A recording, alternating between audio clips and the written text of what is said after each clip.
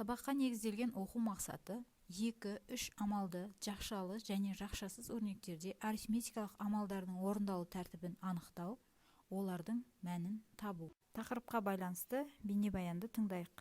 Амалдар таңбасымен бірігіп тұрған жазу сандық өрнек деп аталады. Қосу мен азайту бірінші басқыш амалдары. Жақшасыз өрнектерді қосу мен азайту солдан оңға қарай ретімен орындалады. Бірінші амалда 28 пен 5-тің қосындысын анықтаймын. Қосындының мәні 33-ке тең. Екінші амалда 31 мен 11-дің айырмасын анықтаймын. Айырманың мәні 22-ге тең. Үшінші амалда 22 мен 6-ның қосындысын анықтаймын. Қосындының мәні 28-ге тең. Өрнектің мәні 28-ге тең. Жақшалы өрнектерде алдымен жақша ішіндегі амалдар, содан кейін жақша сыртындағы амалдар солдан оңға қарай ретімен орындалады. Жақшаның ішінде екі амал бар: қосу және азайту. Қосу амалы бірінші, содан кейін азайту амалы орындалады.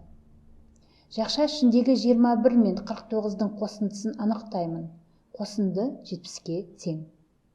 Екінші амалда шыққан қосындының мәні 70-тен 65-ті азайтамын. Айырманың мәні 5-ке тең.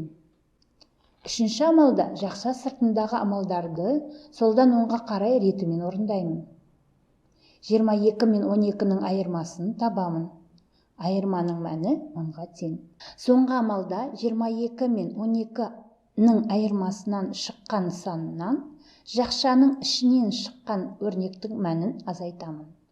10 мен 5-тің айырмасы 5-ке тең. Өрнектің мәніне 5-ті жазамын. Берілген мысалға назар аударайық. Бұл өрнекте бірінші жақша ішіндегі өрнекті орындаймыз. 3 пен 2-ның қосындысын табамыз.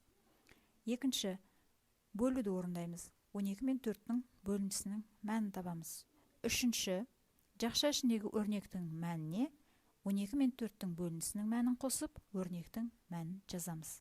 Сонымен бірінші тапсырмаға өтеміз. Өрнектерді оқы, амалдардың орындалу ретін анықта және өрнектердің мәнін тап. Бұл тапсырма бойынша орындалатын дескриптор өрнектерді оқиды, амалдардың орындалу ретін анықтайды, өрнектің мәнін табады. Келесі екінші тапсырмамызда өрнектердегі амалдардың орындалу ретін анықтап, мәнін табу. Дескриптор өрнектерді оқиды, амалдардың орындалу ретін анықтайды, өрнектің мәнін табады.